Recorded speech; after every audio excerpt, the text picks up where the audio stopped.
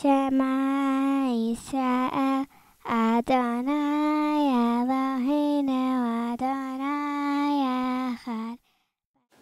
I had a very happy childhood until 1939, when the Germans invaded Poland.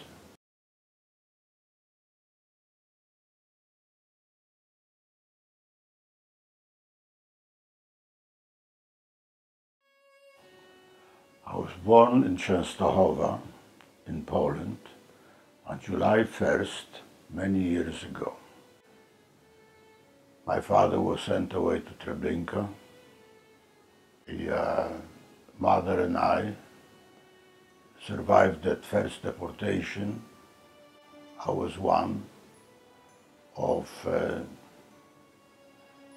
perhaps 100, 150 children who were hiding for about 2 months in an attic, and then we were smuggled into what was called the Little Ghetto.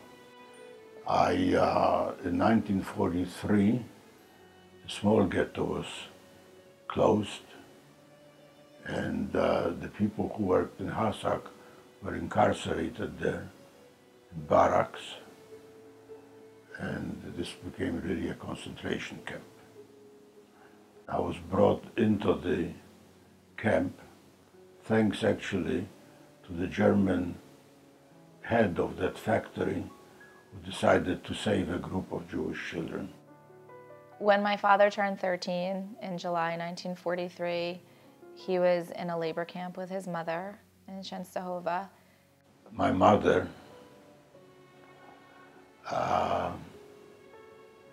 made me very happy, knowing that I loved strawberries. Somehow, in the middle of a labor camp, my grandmother found strawberries, which are my father's favorite fruit, and instead of celebrating his bar mitzvah, they ate strawberries one afternoon together.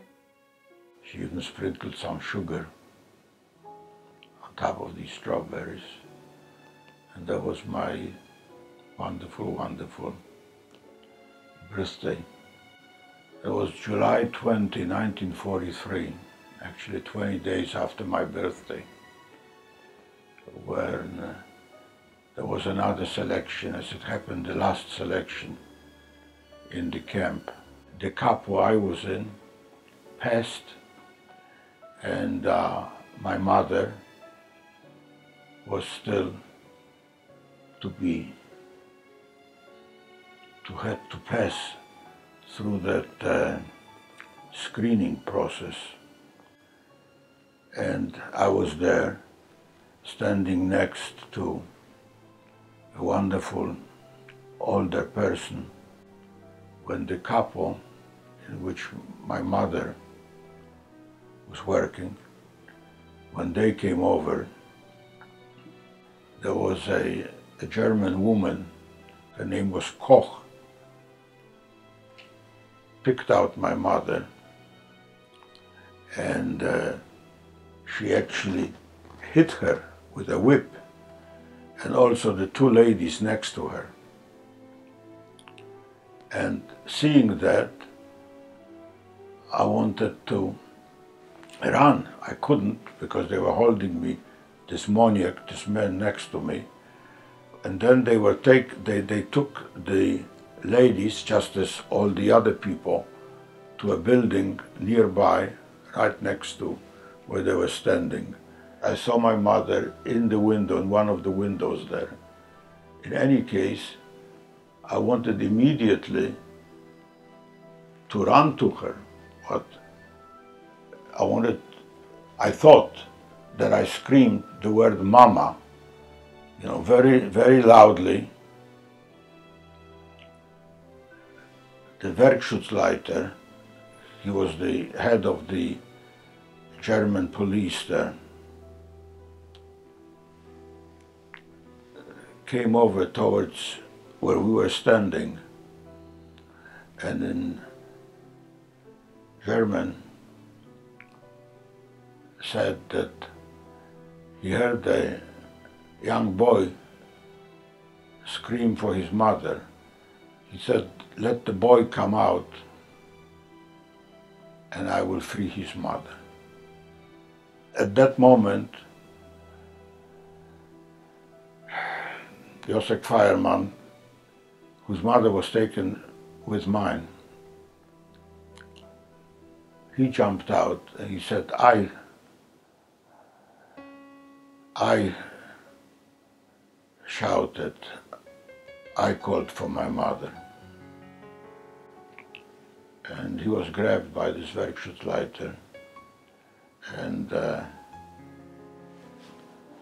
thrown towards the Ukrainian guards who took him away. Well, all those who were taken away that evening were shot the next morning at the cemetery. People often ask me how my father survived the Holocaust, and a lot of it had to do with luck, and some of it had to do with actual people that saved his life. One of them is a man who I grew up with knowing as Uncle Sam. He actually saved my father during a selection at the labor camp. They actually squeezed me in between his legs. I mean, I remember that later, you know, he had blood on his, because I actually bit his hand. And not allowing him to shout out for his mother, he saved his life. January 16th, 1945,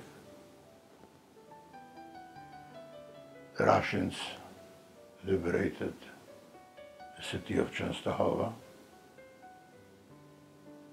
and the war was over for me. The only family which I had after the war was an aunt. Well, you know, many times I'm asked, how did you survive?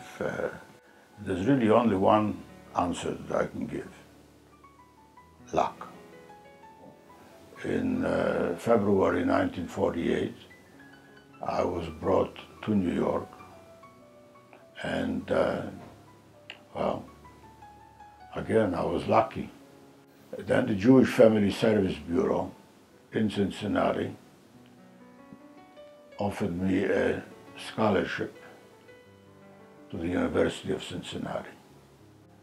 I did not talk much about what happened during the war. When they asked me about what happened during the war, I told them. I really started talking more about it with my children when it was time for them to have their bar mitzvahs, bas mitzvahs, and then I thought that they should come to Poland and they should see where their father was born, where their grandparents lived, what they did. But our heritage is much more than just that period, that horrible time of war. My brother was fighting against the Germans, and he was killed. He told me always, always to remember what I saw. As the child of a survivor, I feel responsible to listen to as many stories as I can, to spend time with my father. I feel a responsibility to make sure that my children grow up spending time with my father and listening to his stories, not only about the Holocaust, but about life before the war. One of my biggest obligations is to keep the story going and never forget what tragedies happened during the Holocaust. We certainly should remember what happened and should certainly do all we can to fight prejudice, not just against us, but also everywhere you see it. It made me angry that my father was hurt. It made me angry that I was missing a whole side of a family, and it used to make me sad. I first heard my grandpa's story when I was about 4 years old. I was upset and I was interested to learn more about my history of being a Jew and my grandpa's history of what he had to go through. If I could describe my father and what he went through in one word, it would be strength. I think that to me, my father was a survivor and he had been through the Holocaust, and it was a very real part of who he was, but it didn't define him. I think it was a miracle that he's still alive. There are a bunch of things that happened during the Holocaust, but overall, I think it was just a miracle. I do try not to focus on the horror of the Holocaust, but it's an open dialogue in my house. My grandpa is always open to discussing what happened during the Holocaust. I think that a big reason that he is open to discussing it is because he wants me to pass the stories on to other generations. My grandson Henry will have his bar mitzvah, and we decided that it's going to be a little special, because you see, I never had my bar mitzvah. I think it's going to be a great experience for my grandpa and I to get bar mitzvah together. This is going to be his 83rd year of life, and that in itself is special. It's a tradition to have your second bar mitzvah when you're 83, and in this case, he's going to have his first bar mitzvah with Henry.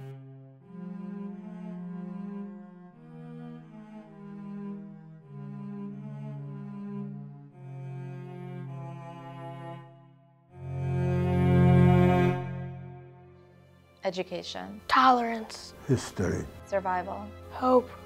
Remember. Never forget.